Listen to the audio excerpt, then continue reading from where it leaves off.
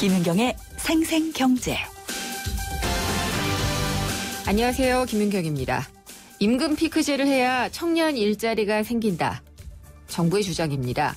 공공부문은 의무가 됐고요. 대기업 일부도 임금 피크제 도입에 적극 나서고 있는데요. 오늘 금호타이어 노동조합은 전면 파업에 나서면서 임금 피크제를 아예 없던 일도 해야 파업도 처리하겠다라면서 강력하게 반발을 하고 있습니다. 과연 임금 피크제는 일자리 창출에 효과가 있는 걸까요? 아니면 임금만 줄이는 효과를 가져오는 것일까요? 오늘 전문가 모시고 들어보겠습니다. 롯데그룹의 경영권 향배를 가르는 제일 중요한 분수령이 될 거라 했던 일본 롯데홀딩스의 임시주주총회 오늘 오전에 열렸는데요. 허탈할 만큼 빠른 시간 안에 신동빈 회장의 압승으로 끝났습니다. 다시 이런 일이 없기를 바라는 것은 주주뿐만이 아니고요. 국민 모두의 바람일 텐데요. 재벌 기업의 지배구조 개선에 대해서 참여연대와 함께 얘기 나눠보겠습니다. 김윤경의 생생경제 1부 시작합니다.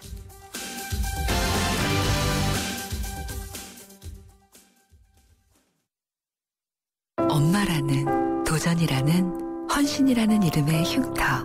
때론 자랑스럽지만 달라졌으면 하는 여자 마음. 더마틱스 울트라로 흉터 달라질 수 있습니다.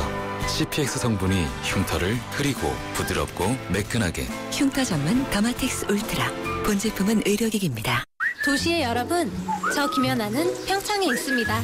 맑고 깨끗한 강원 평창수와 함께요. 해발 680m, 평창의 깨끗함을 담은 강원 평창수로 오늘도 힘내세요. 평창 동계올림픽 공식 먹는 샘물 강원 평창수. 연아랑 마셔요. 사는 게 뭐라고 대단한 거라고 우리가 뭐라고 기쁨이 든다고. 와, 왜 이렇게 잘 넘어가? 우리가 모였으니까. 하이트. 발빠르게 전하는 증시 마감 시황. 따끈따끈한 오늘의 증시 소식과 함께 심층 분석 시작합니다. 오늘의 증시 분석. 네, 오늘 증시 마감 상황 알아보겠습니다. SK증권 명동 PIB센터의 김춘석 부장입니다. 안녕하십니까? 네, 안녕하십니까? 네, 휴일 잘 쉬셨어요? 네, 잘 쉬고 왔습니다. 우리 증시도 하루 더 쉬었잖아요. 네, 그렇습니다. 오늘 아직 연휴에서 못 깨어난 것 같습니다. 아, 연휴에서 못 깨어나서 그러면 장세가 이런 건가요? 지금 정강후약으로 좀 끝난 모습을 보이고 있는데요. 네. 오전만 해도 좀 지난주에 있었던 중국의 유한화 평가자라 충격에서 좀 벗어난 듯한 모습을 보였는데 계속해서 외국인 매도사가 나오고 있습니다. 네. 외국인들이 지금 거래소에서 한 3,220억 정도, 그리고 코스닥에서 한 725억 정도 매도를 했는데요. 개인과 기관이 사들이기에는 좀 역부족이었다고 볼 수 있을 것 같습니다. 그래서 거래소에서는 14.94포인트 빠져서 1968, 그리고 코스닥은 9.35포인트 빠진 722로 끝났습니다. 네. 대부분 대형주들도 많이 빠지는 모습을 보이고 있고요. 코스닥에서 대형주들은 흘러내리는 모습을 많이 보이고 있습니다. 개별적으로 이제 이사공 실적이 좀 긍정적으로 나오는 회사들만 올라가는 모습을 보이고 있는데 연속성을 보이는 종목이 좀 드물다는 것이 하나의 특징이라고 볼 수 있을 것 같습니다. 오늘 그러면은 마감 지수가 어떻게 됐죠? 코스피 지수가 1968.52고요. 네. 코스닥은 722.01을 찍었습니다. 그렇군요. 코스피 더 떨어질까요? 지금 여러 가지 불안한 요소들이 많이 있는데요. 네. 아시는 것처럼 지난주에 이제 유한화 평가제로가 3번에 걸쳐서 이뤄졌고 한 4.66% 정도 이루어졌지 않습니까? 근데 지금 시장에서 나오는 얘기 자체는 적어도 유한화가 10%까지 평가제로가 돼야 중국이 생각하고 있는 7%의 경제 성장률을 유지할 수 있을 것이다라는 분석도 나오고 있는 부분이 있고요. 그러다 보니까 그 부분에 대해서 시장이 계속 불안해하고 있는 것 같습니다. 이게 인민은행이 나서가지고 추가적인 평가제로는 없다라는 얘기도 했음에도 불구하고 시장을 그렇게 받아들이고 있는 것 같고요. 네. 거기다 대해서 지금 어느 정도 기정사실화되고 있는 미국의 금리 정상화, 그러니까 금 인상설이 되겠죠. 그 부분에 대해서 우리나라 경제 상당히 취약하다 이런 얘기도 나오면서 시장도 흘러내리고 있는데 가장 중요한 점은 우리나라를 우리 시장을 끌고 나가는 양대 축이라고 보통 얘기를 하는 IT 쪽, 그다음 자동차 쪽 이런 쪽들이 전부 다 빠지고 있다는 그런 부분이고요. 지난주까지만 해도 좀 버티는 것처럼 보였던 경기 방어주 쪽도 흘러내리는 모습을 보여서 추가적인 하락을 좀 염두에 둬야만 되는 상황이 된 것 같습니다. 어디까지 떨어질 수 있을까요? 사실은 이게 보면 그 의미가 좀 없는 게 예. 그 어떤 그 뭐랄까 분석 지표 정도로 보게 되면 한 1960선 정도를 보통 얘기를 하고요. 네. 여기다 뭐 PBR 이런 걸 곱하게 되면 1945까지도 얘기를 하고는 있는데 그런 부분 자체는 이제 뭐 어떤 그 정상적인 흐름일 때 얘기고요. 지난주처럼 이렇게 뭐 어떤 돌발 변수가 생겨버린다면은 그 지지선 자체는 크게 의미가 없어지는 그런 것이 있는데 중요한 건 이게 어떤 변수 그러니까 결정되지 않은 그런 흐름들이 좀 결정돼야 될 것 같아요. 차라리 네. 빨리 미국의 금리 인상이 된다든지 예. 뭐 이런 부분이 결정돼야만 될 것 같고요. 현재 시장이 너무 무기력한 것 같아가지고 좀 답답한 그런 심정입니다.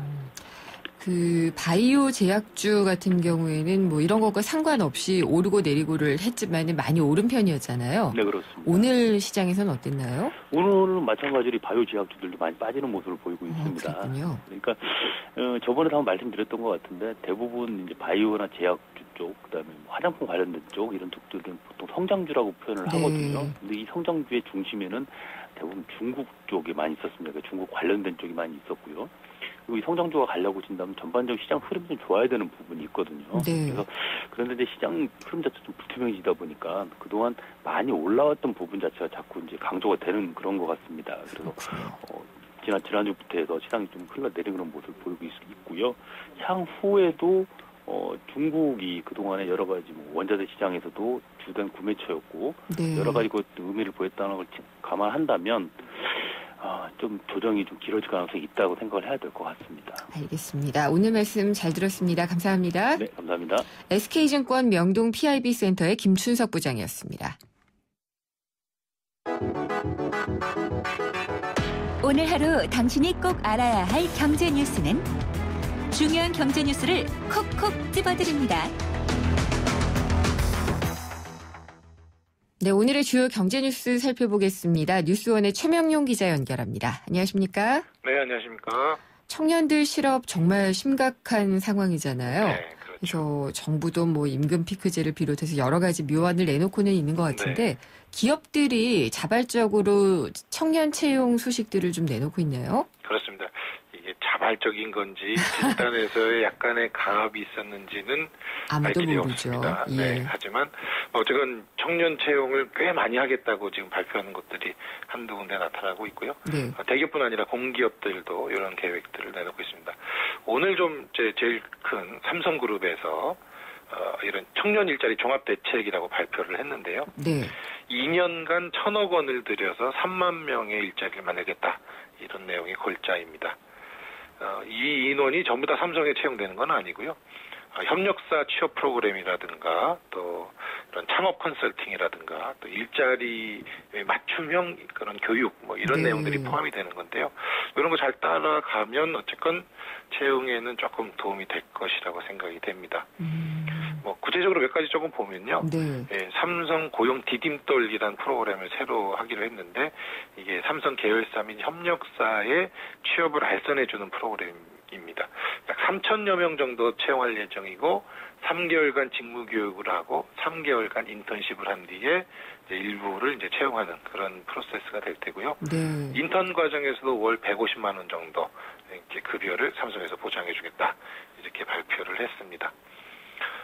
이외에 또 눈에 띄는 게 이제 마이스터고나 특성화학과 이렇게 뭐 반도체 과정, 무슨 뭐 소프트웨어 과정 이렇게 바로 산업에 투입될 수 있는 학과들을 몇몇 대학에서 운영을 하고 있는데 그런 쪽을 통해서 기술 인력을 좀 양성하는 프로그램도 있고요. 또 이 삼성그룹 계열사 중에 뭐 삼성생명, 삼성화재 이런 금융 계열사들이 있지 않습니까? 네. 이런 쪽 영업 관련된 인턴, 또 전자제품 판매, 영업 관련 업무 이런 쪽으로도 한 2,000명 정도. 그리고 직접 고용은 한 1만 명 정도를 예상을 했습니다. 네. 소식 많이 접하셨겠지만 평택의 반도체 라인 뭐 15조 투자해서 만들겠다는 얘기도 했었고 네. 가호텔 신라라든가 에버랜드의 리조트 사업 뭐 이런 쪽들 투자 확대를 하면서 최소한 1만 명 정도는 앞으로 2년 내에 고용이 가능할 것이다. 이렇게 예상하고 있습니다. 삼성이니까 이 정도는 해야 될 것 같은데 그렇습니다. 인턴이 정규직이 되는 비중이 굉장히 낮다는 조사도 또 나오고 있어서 난 정규직 일자리면 얼마나 좋을까라는 생각이 좀 들긴 하네요. 그렇죠. 이게 뭐 인턴으로 끝나는 건 아니고 이를 채용으로 연결을 하겠다라고 네. 했으니까 조금 그리고 또 이게 보는 눈들이 많아서 그냥 인턴만 딱 3개월 하고 끝내지는 않을 것 같다 이런 기대를 해도 될 것 같습니다. 다른 대기업들은 어떤가요? 그러니까 오늘 삼성이 이렇게 발표를 했고요. 뭐 몇 주 전부터 이제 SK나 한화그룹 이런 쪽에서도 발표를 하고 있고 다른 그룹들도 좀 준비를 하고 있을 겁니다. 이제 약간 특색 있는 게 이제 앞서 발표한 SK그룹인데요. 여기서는 6개월 인턴십으로 4,000명 정도를 이제 채용을 해서 중소기업이나 협력사들 뭐 특히 SK가 밀고 있는 게 사회적 기업이라고 그래서 이런 좀 공공성이 있는 그런 기업 비즈니스를 하는 기업을 육성하고 있는데 그쪽 채용 과정을 조금 지원하겠다고 했고요. 특히 창업 컨설팅에 좀 포커스를 맞추고 있습니다. 전국의 25개 대학, 그러니까 수도권하고 대전, 충청권 중심이긴 한데요. 이 25개 대학을 통해서 창업 지원 센터를 만들고 창업 컨설팅, 초기 자금 지원 뭐 이런 것도 할 예정이고요. 이를 통해서 한 2만 명 정도에게 창업 교육을 하겠다고 했고 일부는 실리콘밸리에 가서 창업하는 것까지 지원을 하겠다. 뭐 이런 계획도 내놨습니다. 그렇군요. 네. 하나그룹은 채용을 좀 많이 늘리겠다는 그런 계획을 발표를 했는데요. 하반기에 5,800명 정도를 채용할 예정인데 예년에 비해서 한 2,000명 정도가 늘어나는 수준이고요. 2017년까지 17,600명 정도를 채용을 하겠다. 예년에 비해서 꽤 많이 늘리는 그런 규모입니다. 최경환 경제부총리가 올해 안에는 공공기관에는 다 공공기업들에게는 임금 피크제를 도입을 하겠다. 그래서 청년 일자리를 늘려야 된다라고 얘기를 했잖아요. 네, 그렇습니다. 아무래도 발빠른 움직임을 보여줘야지 될 것 같은데 어떤가요? 네, 그렇습니다. 일부 이제 공공기관들이 임금 피크제 도입하고 청년 일자리 늘리겠다 이제 발표를 했는데요. 한국전력하고 한전자회사들, 뭐 한국수력원자력, 뭐 무슨 발전 뭐 이렇게 되는 발전자회사들이 11개가 있는데 이 11개에서 2년 동안 1,847명 을 새로 채용을 하겠다. 임금 피크제 도입에 따른 재원으로 이만큼을 추가 채용을 하겠다 이렇게 발표를 했고요. 좀 구체적으로 나온 것들을 몇 군데 이제 취합을 했더니 40개 공공기관이 방금 말씀드린 11개를 포함을 해서 40개 공공기관에서 임금 피크제 도입하고 함께 2년간 약 2,400명 정도를 채용할 수 있겠다 이렇게 예상을 했습니다. 퇴직 등에 따라서 자연 감소분이 있기 때문에 추가 채용되는 부분이 또 있거든요. 그걸 포함하면 한 2,600명 정도의 일자리가 2년 내에 만들어질 것 같고요. 산업부 산하의 공공기관이 316군데인데 말씀하신 것처럼 이 최 부총리가 모두 임금 피크제 도입하라고 지금 압력을 행사하고 있거든요. 이 316곳이 모두 그 임금 피크제 도입을 하면 최소한 10,000명 정도는 추가 채용이 될 것이다. 이렇게 예상들을 하고 있습니다. 그렇군요. 그리고 이제 사면 관련해서 최태원 SK 회장이 특별 사면이 됐잖아요. 네, 그렇습니다. 오자마자 회사를 계속 들르고 있다라는 소식도 나오고 있고 46억 원에 이르는 대규모 투자 발표도 했더라고요. 단위가 조원입니다. 조원. 46조 원. 네. 방금 전에 들어온 소식이어서 맞아요. 2시 30분에 지금 보도자를 통해서 이 내용을 발표를 했는데요. 뭐 주말에 14일, 15일 뭐 계속 출근도 하고 경영상황도 보고 많이 됐는데 굉장히 좀 발빠르게 움직이고 있는 것 같습니다. 그 SK 하이닉스 반도체 만드는 회사인데요. 여기를 통해서 46조 원가량을 투자를 하겠다. 이렇게 이제 밑에서 이제 보고를 하니까 최태원 회장이 이 얘기를 듣고 좀 더 해라. 더 늘려라. 이거 갖고는 성이 안 찬다. 뭐 이런 얘기를 하셨다고 하고요.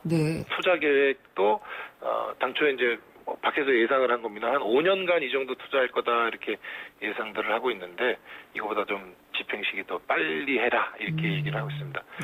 이 46조 원을 좀 뜯어보면요. 이 하이닉스가 연간 이 설비를 바꾸고 뭐 증설하고 이러는데 한 5조에서 한 6조 원 정도를 씁니다. 그러니까 5년간 이 5조, 6조를 계속 쓰면 한 30조 원 정도를 쓰게 되는 거고요. 실제적으로는 신규로 들어가는 건 한 16조, 15조 원 정도가 된다 이렇게 예상을 하면 되는데 요 금액이 반도체 공장을 하나 새로 짓는 데 들어가는 돈입니다. 그러니까 반도체 공장을 하나 정도 큰 거를 하나 새로 지을 것 같다 이렇게 예상을 할 수 있습니다. 여력이 많은가요? 뭐 이런 거 투자를 할 때 초기 비용은 어차피 금융을 이용을 하면 되니까 뭐 15조 원이 다 있어야만 이 정도 투자한다 이렇게 생각하실 필요는 없습니다만 뭐 있는 거 없는 거 다 넣어서 투자를 한다라는 그런 좀 공격적인 계획인 것은 분명하고요. 지금 저 하이닉스가 이천 공장에 M14 라인이라는 걸 지금 만들고 있고 거기에 이제 장비들이 추가로 막 들어갈 예정이거든요. 그거 말고 제3의 장소에 혹은 뭐 그 옆일 수도 있겠고요. 뭔가 하나 또 하나 만든다고 하니까 그만큼 또 이 채용이라든가 투자라든가 이런 거에 좀 도움은 될 것 같습니다. 한 2년 몇 개월 정도 자리를 비웠었죠? 정확하게 2년 6개월 13일입니다. 195일입니다. 그래서 더 조바심도 내는 것일 수도 있고요. 네, 또 이만큼 총수가 돌아왔을 때 과감한 투자에 대한 결정이 가능하다라는 걸 보여주기 식인 것도 같고 뭐 여러 가지인 것 같네요. 또 아시다시피 지금 반기업 정서가 워낙 팽배해 있고 그렇죠. 경제 상황은 안 좋고 그러니까 이런 타이밍에 뭔가를 좀 보여줘야 이런 반기업 정서도 좀 돌릴 수 있고 또 이런 사면에 대한 이런 좀 안 좋은 여론도 환기를 할 수 있지 않을까 이런 생각을 하고 있는 것 같습니다. 알겠습니다. 아이돌 상품을 아이돌 기획 상품 네네. 여기에 대해서 공정거래위원회가 조사에 나선다고 하는데 어떤 이유인가요? 이거 신종 등골 브레이커다라고 해서 한번 소개를 해드렸던 적이 있는 것 같은데요. 이 연예 기획사들이 아이돌의 뭐 로고라든가 사진 같은 걸 박은 그런 제품을 뭐 명품 브랜드하고 제휴를 해서 아주 그냥 말도 안 되는 값에 그런 파는 게 있거든요. 아니 애들 돈이 어디 있다고. 이게 뭐 막말로 다 이제 부모님 등골을 빼먹는 그런 일이 되겠죠. 뭐 엑소 멤버의 무슨 이 로고 같은 게 들어간 이어폰이 123만 원이라고 하고, 아이고 뭐 사진이 들어간 토끼 인형은 56만 원, 뭐 셔츠는 35만 원, 좀 이렇게 좀 터무니없는 가격에 지금 팔리고 있습니다. 이거를 시민단체 중에 하나인 서울 YMCA가 조사를 해서 문제가 있다라고 발표를 했고 공정위가 이게 실제 가격과 좀 부당한 이익을 너무 하는 건 아니냐, 담합은 아니냐, 뭐 이런 얘기들을 지금 조사를 하기 시작을 했는데요. 이게 지나친 상술인 것은 분명한데 이 공정위가 조사하는 것은 뭐 담합이라든가 이런 가격 결정 과정 이런 것들을 좀 보는 거기 때문에 이거를 제대로 적발할 수 있을지는 좀 지켜봐야 될 것 같습니다. 그렇겠네요. 일본 경제가 마이너스 성장을 했죠? 네, 그렇습니다. 아베노믹스 때문에 꽤 성장을 한다, 양호한 성적표를 보인다 이런 얘기들이 계속 나왔었는데 결국은 이게 이 환율을 가지고 이런 것을 하면 내국민들의 삶이 좀 이렇게 피폐해지는 게 맞거든요. 이 내수가 좀 빠지면서 2분기에 마이너스 1.6% 정도 성장을 했다고 합니다. 오늘 일본 내각부가 GDP 성장률을 발표를 했는데 말씀드린 것처럼 마이너스 1.6으로 나타났고요. 소비 부진이 가장 컸고 또 글로벌 중국이라든가 미국 이런 쪽, 유럽 이런 쪽에 수출이 부진하면서 3분기 만에 처음으로 마이너스로 돌아섰다고 합니다. 알겠습니다. 오늘 말씀 잘 들었습니다. 감사합니다. 고맙습니다. 뉴스원의 최명용 기자였습니다. 첫 만남부터 두근거렸죠. 운명이다 느껴질 만큼. 그날부터 5년 넘게 30대부터 10년 넘게 이 선택이 제 피부의 운명을 바꿨어요. 제 날 믿어지나요? SK2 피테라 에센스 놓치지 않을 거예요. 안녕하세요. 유플러스 모델 보아입니다. 최신 영화 미드부터 인터넷 강의와 맛집까지 보고 싶은 비디오를 검색하면 카테고리별로 보기 쉽게 정리해주는 국내 최초 LTE 비디오 포털. 이제 보고 싶은 비디오 마음껏 즐기세요. 새로워진 산타페를 보았다. 그 어느 때보다 강렬하다. 새로워진 산타페의 운전석에 앉았다. 그 어느 때보다 편안하다. 부드러운 승차감과 강인한 외관. 모든 면에서 만족스러운 All around perfection. 산타페 더 프라임 탄생. New thinking, new possibilities. 현대자동차. 정부가 올해 말까지 공공기관에 임금 피크제를 전면 도입하겠다라고 의지를 보이고 있는데요. 민간 기업에서도 하나둘씩 임금 피크제 도입에 나서는 기업들이 늘어나고 있습니다. 노동계에서는 이것이 임금만 줄이는 효과를 가져올 것이라고 우려를 하고 또 금호타이어 노조의 경우에는 파업을 하면서 철회 조건으로 임금 피크제 철회를 내걸었을 정도입니다. 임금 피크제 문제가 있는 건지 아니면은 개선할 수 있는 방법이 될 건지 잠시 후 2부에서 자세히 짚어보도록 하겠습니다. 오늘도 생생경제에서 청취자분들을 위해서 선물을 준비를 해놓고 있습니다. 생생경제에 대한 의견을 문자로 보내주시면 저희가 몇 분을 추첨해서 참 쉬운 중국어 문정아 중국어에서 드리는 10만 원 상당의 온라인 수강권 드리고요. 미워할 수 없는 한량 배비장과 도도한 미색 애랑의 유쾌한 조선 한량 유혹 사기극 정동극장에서 공연하는 배비장전 관람권을 보내드리도록 하겠습니다. 문자 보내실 주소 다 아시죠? 짧은 문자는 50원, 긴 문자 100원이 부과되는 휴대전화 우물정의 0945번, 우물정의 0945번으로 보내주시면 됩니다. 광고 듣고요. 생생경제 2부에서 뵙겠습니다. 안녕하세요. 민상토론의 유민상입니다. 복잡한 세상사와 정치 이야기 머리 아프고 답답하시다고요? 그렇다면 FM 94.5 YTN 라디오를 켜세요. 아주 그냥 시원하게 풀립니다. 주말엔 뉴스 앤 뮤직으로 음악도 즐기시고요. 모바일 앱 예스로도 전세계 어디서나.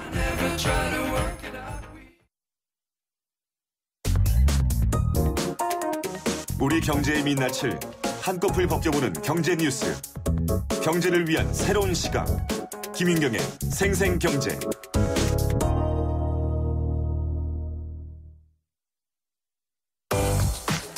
안녕하세요. 유플러스 모델 보아입니다.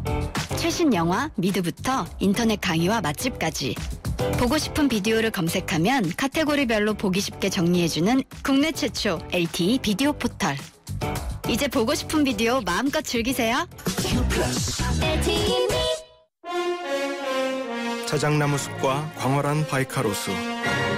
시베리아의 여름 여행을 계획하신다면 이 곡은 꼭 들고 가시는 게 어떨까요? 차이콥스키의 피아노 협주곡 1번입니다. 대한항공 러시아 4개 도시 운항. Korean Air. 선발톱 무좀엔 역시 풀케어. 써보면 알아요. 달거나 닦지 않고 바르면 손발톱에 쏙. 국내 최초 오니텍 특허 기술의 깊고 빠른 침투력으로 자신 있게 2014년 국내 1위 선발톱 무좀 치료제 풀케어. 이탈리아 글로벌 제약회사 메나리니. 왜? 코웨이 모든 침대는 상단이 분리될까? 침대는 몸에 닿는 부분부터 오염되잖아. 더러운 상단을 분리해 언제든 새 터퍼로, 그리고 전문가의 관리까지. 위생까지 책임져야 진짜 침대다. 코웨이 매트리스 케어 렌탈 1588-5200.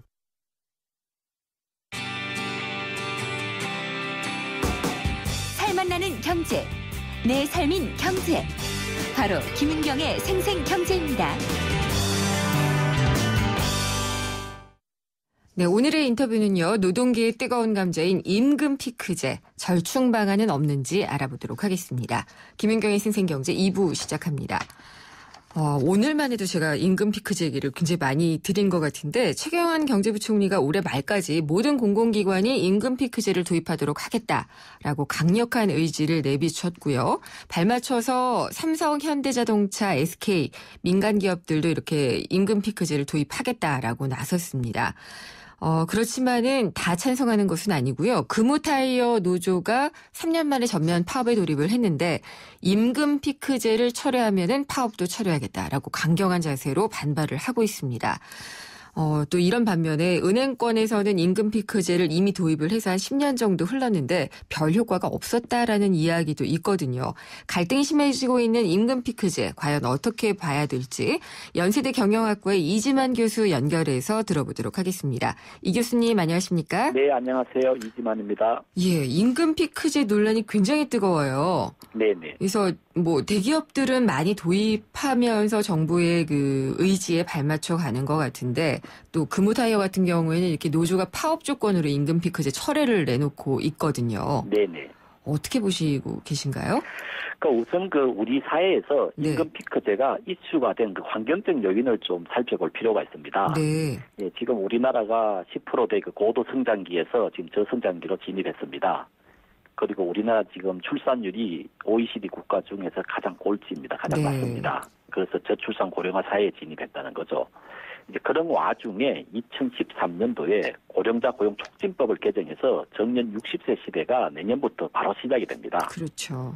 예, 이런 상황에서 그 고령 인력들, 장년들의 60세까지의 고용 안정과 그리고 정년이 늘어나니까 기업의 인건비가 늘어나게 됩니다. 네. 이런 기업의 인건비 부담 해소, 그리고 올해 들어서 청년 실업률이 두 자릿수로서 11.2%까지 올라갔죠. 가 치솟았습니다. 이런 문제를 동시에 해결해야 될 지금 과제를 안고 있습니다.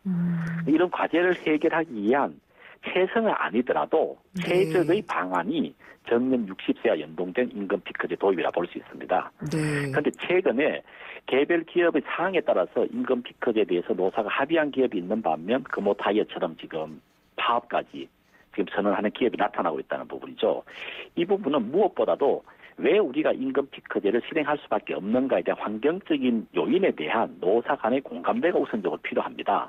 그런 공감대에서 노사가 그 고령 인력들에게 60세까지 고용 안정화, 그리고 기업에게는 경쟁력을 확보할 수 있는 인건비 절감 요인, 그리고 그 절감된 재원으로서 청년 실업을 해소할 수 있는, 그래서 청년층 신규 채용을 더 늘릴 수 있는 방안이 필요하다는데 노사가 합의를 하면 이 임금 피크제가 아주 좋은 우리가 정년 60세 안착을 위한 수단이 되지만 거기에 대한 공감대가 형성이 되어 있지 않다면, 예를 들어서 왜 나의 임금을 삭감해서 기본적으로 정년을 연장하려고 하느냐, 왜 나의 임금을 삭감해서 새로운 신규 채용을 하려고 하느냐, 이런 인식이 있다면 갈등의 국면이 나타날 수밖에 없는 겁니다. 그래서 임금 피크제에 대한 인식과 왜 임금 피크제를 하해야 되느냐에 대한 거기에 대한 노사의 합의가 아주 중요하다고 생각이 됩니다. 그러려면 대화가 잘 돼야 되는데요. 네, 그렇습니다. 대화와 협상이 되려면 서로 주고받는 게 있어야 되거든요. 네네. 근데 금호타이어 같은 경우에는 들어보니까 뭐 그런 게 있더라고요.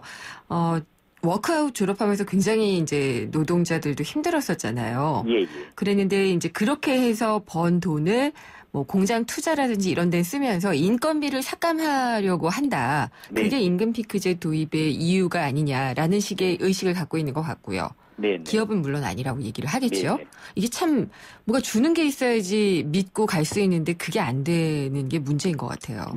그 사실 그 정년이 연장되면 그 이론적인 측면에서 따지면 당연히 생애 총 인건비가 증가하게 되어 있습니다. 그렇죠. 그리고 현실적으로도 지금 임금 피크제를 도입하고 있는 기업들이 현재 정년이 55세든 58세든 정년이 연장되는 기간이 2년에서 한 5년 정도가 됩니다. 그럼 추가적으로 인건비를 더 받는 것이 2년 동안에 한 20% 정도 삭감을 합니다. 평균적으로. 5년 기간이라도 한 20% 정도 삭감을 하죠. 그럼 생애 총액 임금은 상당 부분 늘어나게 되어 있습니다. 그래서 기본적으로 임금 피크제 도입과 함께 그리고 정년 연장, 그 와중에서 생애 총액 임금이 늘어나는 관점에서 이 임금 피크제를 바라볼 것이냐, 아니면 내가 55세에서 은퇴해서 56세에 일하는데 왜 기존보다 나이가 한 살 더 먹었다고 해서 나의 임금을 삭감해서 정년을 연장하려고 하느냐. 어느 관점을 취하느냐에 따라 가지고 임금 피크제에 대한 동의와 부동의 여부가 명확하게 지금 나타나고 있는 부분입니다. 교수님은 그러면은 금호타이어 노조의 주장은 좀 너무 과도하다고 생각하시나요? 근데 그 내용을 살펴보려면 그 임금 그 조정률을 봐야 되는 거죠. 조정률. 기업이 제시한 임금 피크제에 있어서 지금 정년에서 정년 60세 가기까지 어느 정도 임금을 삭감하려고 하느냐, 그 부분을 살펴봐야 되는 겁니다. 알겠습니다. 그리고 은행권 같은 경우에는 이미 10년 전부터 도입을 해서요. 임금 피크제가 이제 자리를 잡고 있는데 이게 사실 말하자면 중장년층의 고용 안정도 도모를 하고 또 그만큼 인건비를 줄이면서 그걸로 이제 청년 일자리도 창출을 하자는 거잖아요. 두 가지 다 잘 안 됐다라는 조사 결과도 있던데요. 그게 이제 저희들이 이제 임금 피크제 도입 시점을 잘 봐야 됩니다. 정년 60세 법안 2013년도에 실제로 입법화가 되어서 개정안이 국회 통과를 했습니다. 그 이전에 은행권에서 금융권을 다 포함한 은행권을 포함한 금융권에서 임금 피크제를 사용한 목적은 임금 삭감적인 요인이 아주 많았어요. 구조조정의 은행은 일환으로 경쟁이 치열하고 또 젊은 사람들이 이제 빠르게 일을 해야 되는 그런 조직 문화를 가지고 있다는 거죠. 그 문화가 아직까지 은행권에 남아 있습니다.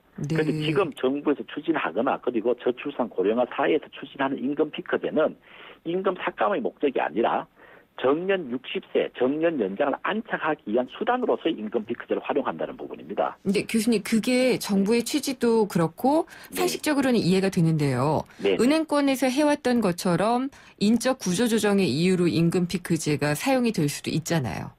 이때까지 많이 이제 처음 2003년도에 이제 금융권에서 처음으로 임금 피크제가 도입되어 왔는데 그런 양상이 2008년도까지 좀 많이 나타났어요. 그런데 이제 우리가 말하는 이제 리만 브라더스 2008년 경제 위기 이후부터는 그렇게 인건비 절감 형태로서 실질적으로 임금제를 활용하는 그 금융권 사례가 점점 줄어들고 있습니다. 그런데 지금 금융권에서 더 크게 문제가 되고 있는 부분은 무엇이냐 하면 지난번 임금 피크제를 도입한 몇 개 금융권에서도 사례로 나타났는데 임금 피크제 대상자분들이 할 업무가 없다는 겁니다. 그래서 이제 은퇴하셔야 될 분들이 계속적으로 재직함으로 말미암아서 이 고직급 연령들이 정체된다는 부분이죠. 이제 그런 측면에서 본인이 실질적으로 내가 차라리 희망퇴직을 할 걸 왜 내가 임금 피크제 대상자로서 승낙을 했느냐라고 이제 불만을 토로하는 분들이 있어요. 알겠습니다. 그런 측면에서 사실 임금 피크제의 안착을 위해서는 단순히 정년 연장과 임금 조정에 노사가 합의를 함과 동시에 그 임금 피크제 대상자분들이 자신의 경험과 지식을 활용할 수 있는 직무, 업무 개발이 상당히 중요합니다. 그게 지금 금융권에 준비가 되어 있지 않아요. 알겠습니다. 그렇게 되고 나니까 임금 피크제 대상자분들에게 주로 맡기는 업무들이 채권 추심인 거죠. 채무를 받아오라는 거죠. 그러니까 자신이 일에 대한 보람을 또 못 느끼게 되는 거죠.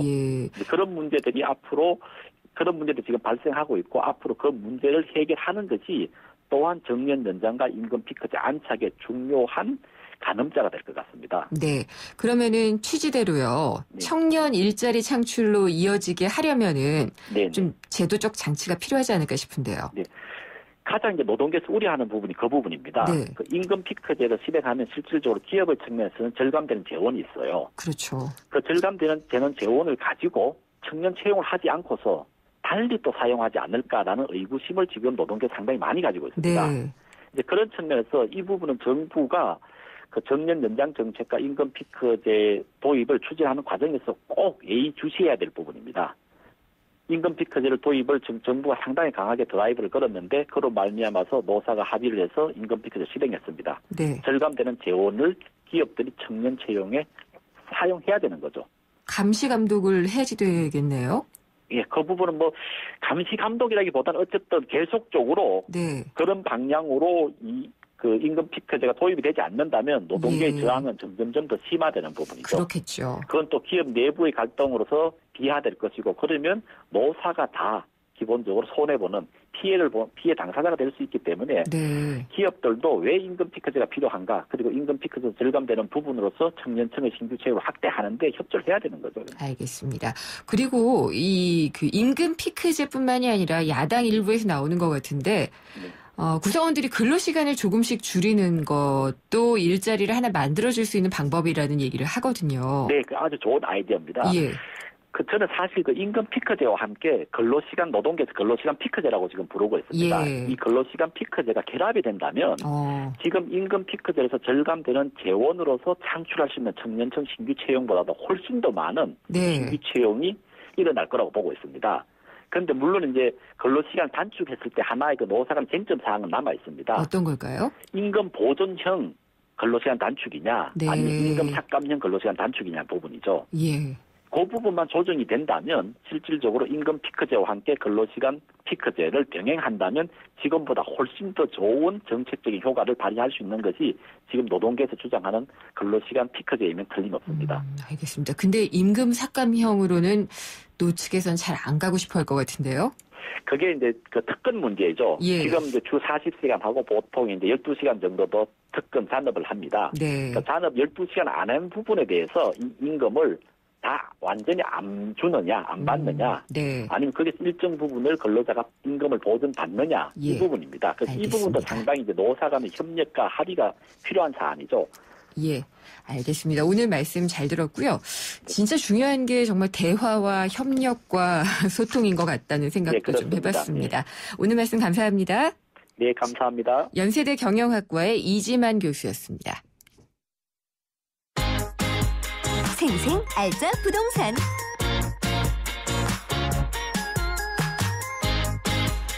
알짜 부동산 오늘은 경매 이슈 시간입니다. 지지옥션의 이창동 선임연구원이 전화 연결돼 있습니다. 안녕하십니까?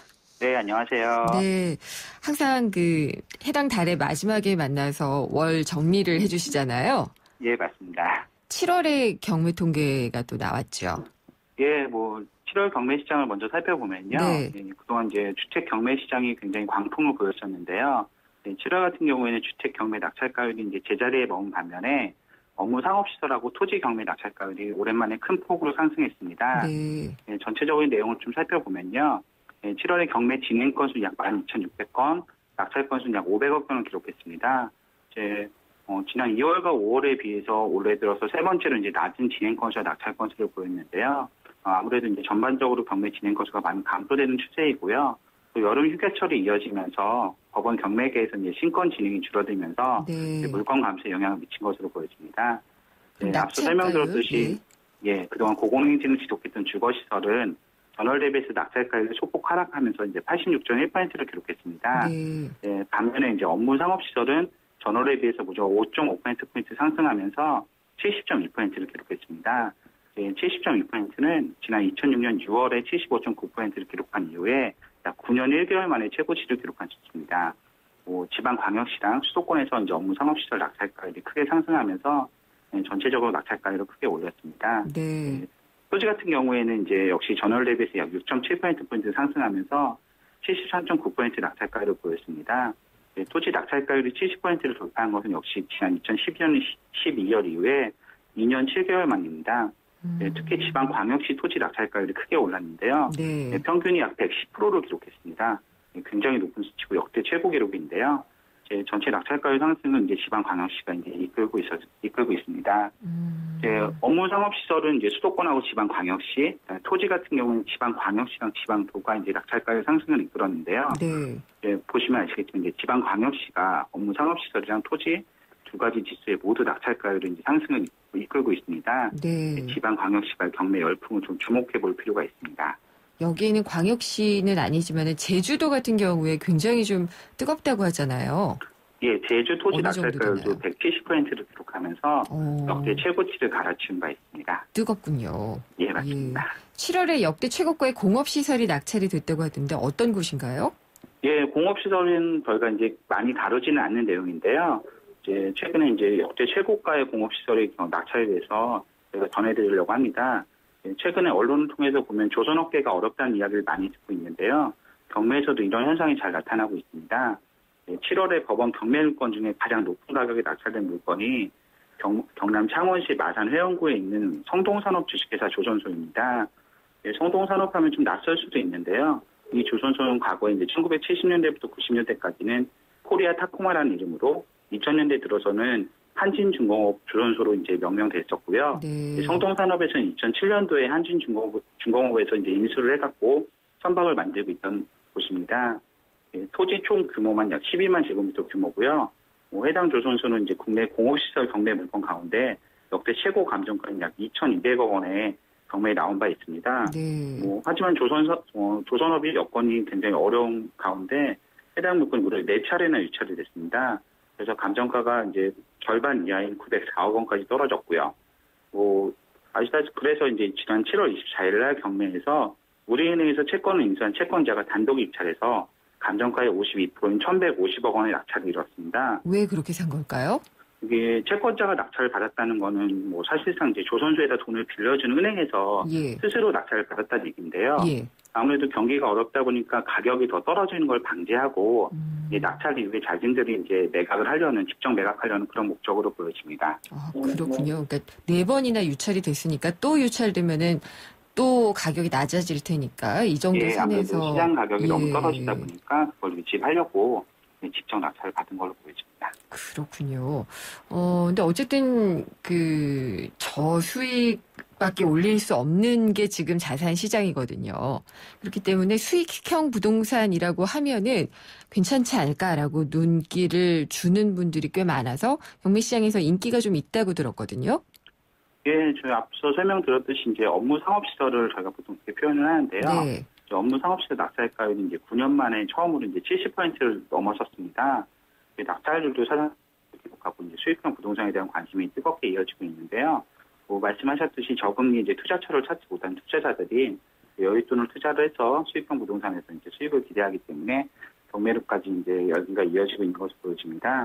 제가 통계를 조사를 시작한 이후에 업무 상업시설 낙찰가율이 70%를 넘은 게 딱 3번 있었는데요. 2002년도에 한 번, 그다음에 2006년도에 한 번, 그리고 올해 이제 9년 1개월 만에 다시 70%를 기록하고 있습니다. 주로 이제 수도권에 있는 대형 건물들이 이런 상승세를 이끌고 있는데요.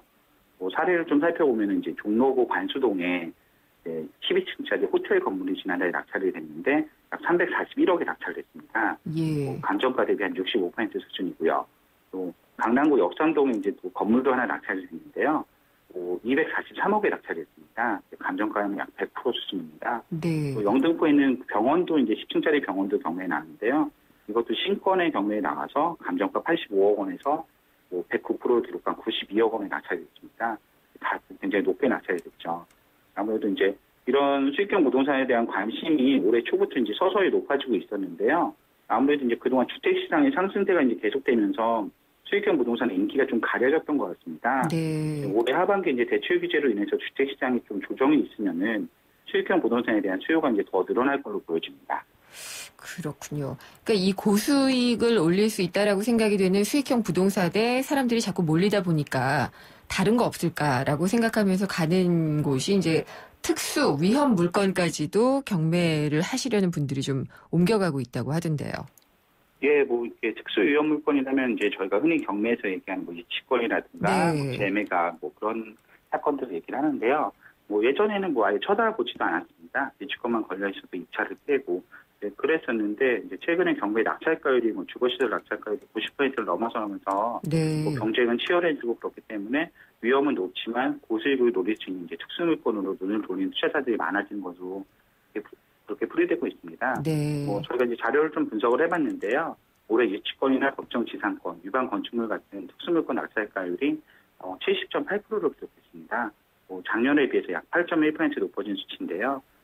특수물건 낙찰가율이 70%를 넘긴 거는 지난 2008년 이후에 약 7년 만에입니다.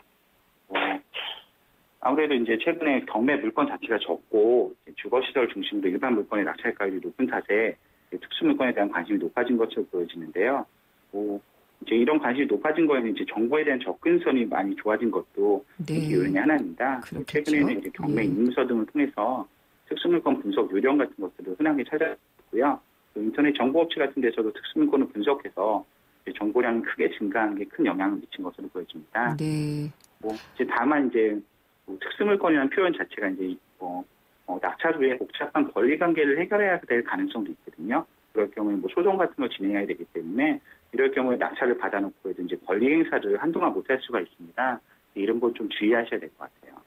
지방 토지가 경매에서 인기라고 하셨잖아요. 예, 맞습니다. 섬도 그런 맥락에서 인기인 건가요? 예, 섬은 올 한 해 굉장히 뜨거운데요. 특히 제주도를 비롯해서 이제 지방에 있는 섬들이 인기가 굉장히 좋습니다. 네. 7월 달에도 이제 전남 완도군에 생길도라는 이제 섬에 이제 임야가 일부 이제 경매에 나왔었는데요.